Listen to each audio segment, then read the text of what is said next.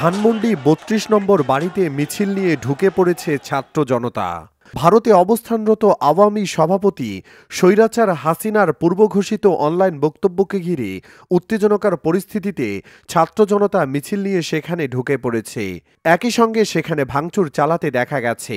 এর আগে বৈষম্যবিরোধী ছাত্র আন্দোলনের নেতাকর্মীরা ঘোষণা করেন, শেখ হাসিনা কোনো বক্তব্য দিলে ধানমন্ডি ৩২ নম্বর বুলডোজার দিয়ে গুড়িয়ে দেওয়া হবে। শেখ হাসিনার বক্তব্যকে ঘিরে ধানমন্ডি ৩২ নম্বর অভিমুখে মিছিল কর্মসূচি ঘোষণা করে বৈষম্যবিরোধী ছাত্র আন্দোলন। রাত ৮টায় শাহবাগ থেকে এ মিছিল শুরু করার কথা থাকলেও বিকেল থেকে ধানমন্ডি ৩২ এলাকায় জড়ো হতে থাকে ছাত্র জনতা। সন্ধ্যা হতে সেখানে ব্যাপক জনসমাগম দেখা যায় এবং ফ্যাসিবাদ বিরোধী নানা স্লোগান দিতে শোনা যায়। এক পর্যায়ে উত্তেজিত ছাত্র জনতা ধানমন্ডি ৩২ নম্বরের বাড়ির গেট ভেঙে ভেতরে ঢুকে পড়ে এবং সেখানে ভাঙচুর করে।